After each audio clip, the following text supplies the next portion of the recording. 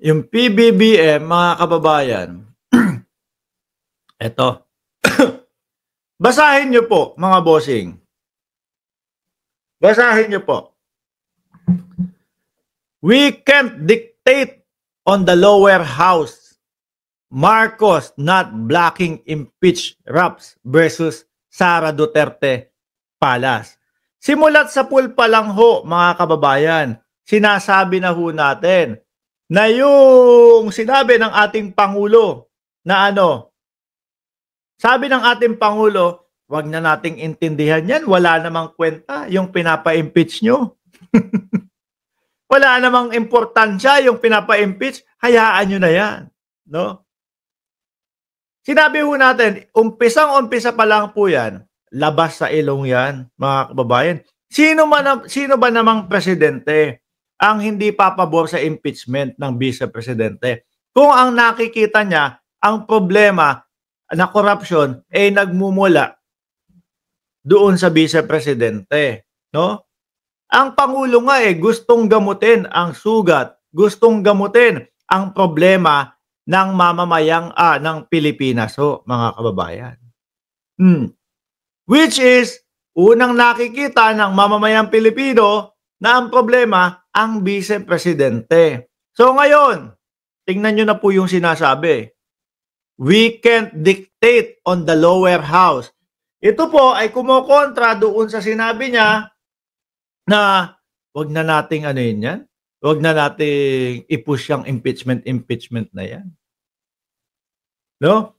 Na pinapalabas ng mga DDS, dapat sinusuportahan nyo si Bongbong Marcos kasi yan yung gusto niya. Wag i-impeach ang vice-presidente. Mga gunggong talaga, no? Hindi marunong magbasa, hindi marunong umunawa, hindi marunong mag-analyze ng sitwasyon. Ako po, diretsahan, mga kababayan. Ang nakikita ko ho dyan, nagmamalinis ang Pangulo. Ay, hindi yung nagmamalinis na in a bad way, no? Kumbaga, parang, kayo na bahala, mag-impeach dyan, pero kasama nyo ako. Ganun yan! Hindi sa nilalaglag ko ang Pangulo, Pero tayo, doon lang tayo sa doon lang tayo sa katotohanan. Doon lang tayo sa real talk, mga kababayan. Yung tipo bang, sasabihin ko wag nang i-impeach yan kasi wala namang kwenta. Pero kasama nyo ako dyan. Ganyan yan. So ngayon, tingnan nyo, hindi natin kayang diktahan ang lower house o ang House of Representatives. So sa makatwid po, sinasabi niya dito, mga boss, na sila pa din ang masusunod. Hindi tayo pwedeng magsabi na, tigilan niyo yung impeachment na yan. Walang mangyayaring ganyan. Hindi natin sila pwedeng utusan. Di ba? Basahin natin. Contrary to the claims of Makabayan lawmakers, President Ferdinand Marcos Jr. is not blocking the 3 impeachment complaint against Vice President Sara Duterte in the House of Representatives. Akala ho kasi ng mga DDS, mga bossing, akala ho nila, mga kababayan, yung si dating Pangulong Duterte lang ang naglalaro ng chess, ang Grandmaster. Ngayon, ayan, umiikot yung ulo nila, hindi nila alam kung ano ba talaga paniniwalaan natin, ganito, ganyan. Siyempre, diskartehan po yan. Hindi naman po bara-bara. Kapag ka po dating sa ganyan, kailangan tamang timing, at syempre, sabihin nyo, sasabihin ko, ayoko ng impeachment, pero kayo na bahala dyan. Ganun. Mas masakit ba, mga DDS? No? Executive Secretary Lucas Bersamin said, the President just expressed his opinion. Correct. Yun naman po talagang simulat sa pool na sinasabi natin. Ang Presidente, nagbigay lang ng opinion, pero hindi ibig sabihin na yun ang susundin ng House of Representatives. Ako nga ho, sabi ko, mga kababayan, dahil yung mga DDS paulit-ulit na sinasabi na Kumbaga, bakit hindi nyo sinusunod si Bongbong Marcos? Ang gusto nun, wag ma-impeach si Inday Sara Duterte. Di ba? Ako, sabi ko, kahit maglupasay pa si Bongbong Marcos o ang ating presidente diyan sa harap namin, yung mga pro-impeachment, tutuloy pa din yan, no? Ito yung kauna-unahan, nasusuway kami sa presidente. Pero hindi nga ho tayo nagkamali, mga bossing. Labas sa ilong. Labas sa ilong yung sinasabing ayaw ng impeachment ng presidente. No, sabi ni Cheche Boreche, pasimple lang si BBM. Yan ang totoo No? Yan talaga. Kung talagang babasahin mo yung pagkakasunod-sunod, mga bossing, yung Grandmaster umiikot ang ulo. Hindi alam kung ano gagawin.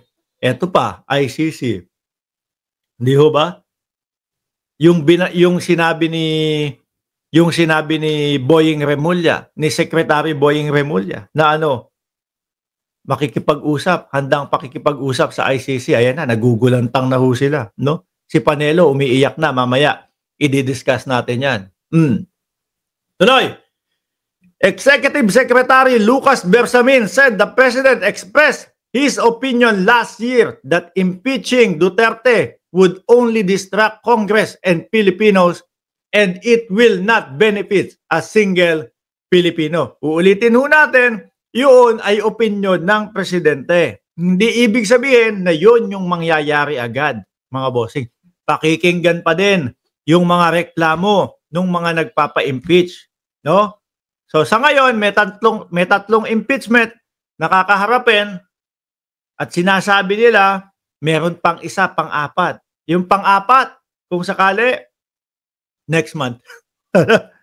Tapos pagkatapos na ipasa na yung pang-apat, may pang-5, may pang-6. Hanggang sa umabot po yan na malagpasan yung election ho. Pag nalagpasan na yung election, mga kababayan, ayan na, smooth na po yung impeachment na yan. Sa ngayon, yung sinasabi natin na perfect timing, hindi po timing ngayon yan. Kahit po paulit-ulitin, kahit po i-push o buyuhin ng mga DDS ang administrasyon or kung sino man yung nagpupush niyan, mga kababayan, huwag na tayong huwag na tayong magbulahan dito, no?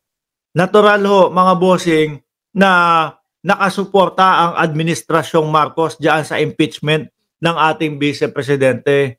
Huwag na nating itago ang presidente. Hindi naman ang presidente ang nagpapa-impeach diyan Natural ho, mga bossing, siya yung leader ng ating bayan at nakikita niya na nanggagaling ang problema doon sa Vice Presidente. Aba, natural.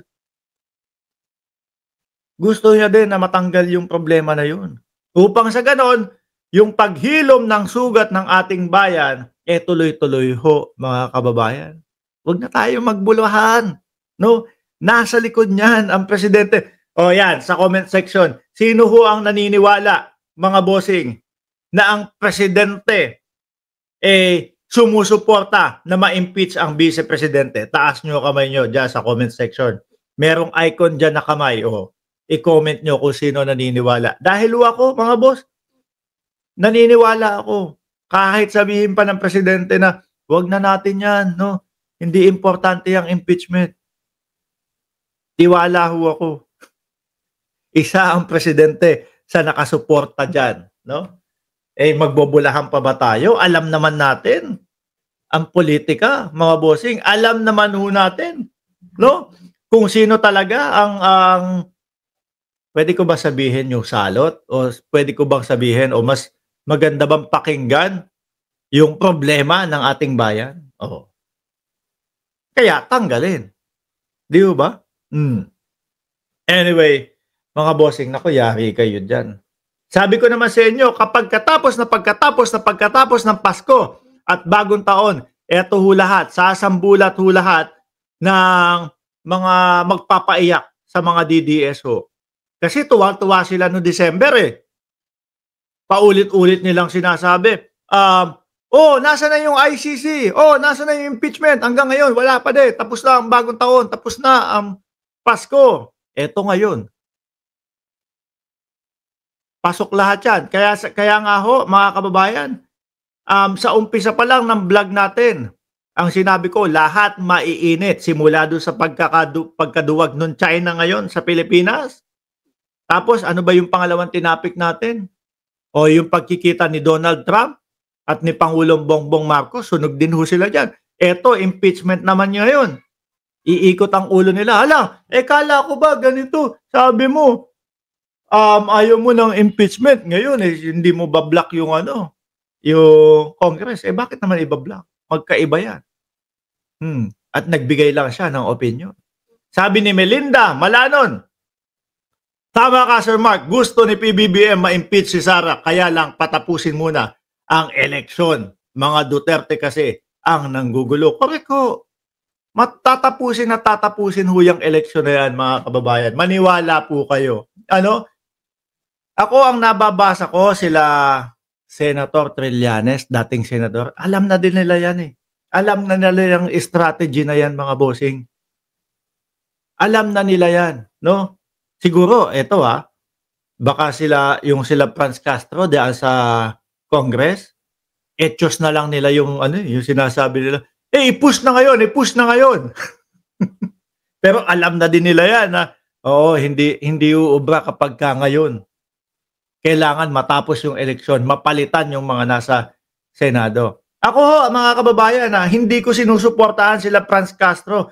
Kung ano man, yung sinasabing sila makabundok o maka-NPA, etc. Mga bossing, hindi ako doon nakasuporta. Nakasuporta ako kasi parehas kami ng paniniwala na dapat magpaliwanag ang vice-presidente patungkol ho doon sa mga budget kung saan ginamit. Lalong-lalo na yung confidential funds, mga bossing. Ayaw magpaliwanag, iwas ng iwas. Tapos sila pa itong may ganang magsabi na lagi na, kasi ganito, no? Yung gobyerno ng Pilipinas sa pangunguna ni Bongbong Marcos, walang transparency. Samantalang ito, mga kababayan, sila ang walang transparency, mga bossing. Sila ang ayaw magpaliwanag. Kaya nga po gigil na gigil ho sila ngayon eh. Di ho ba, mga boss?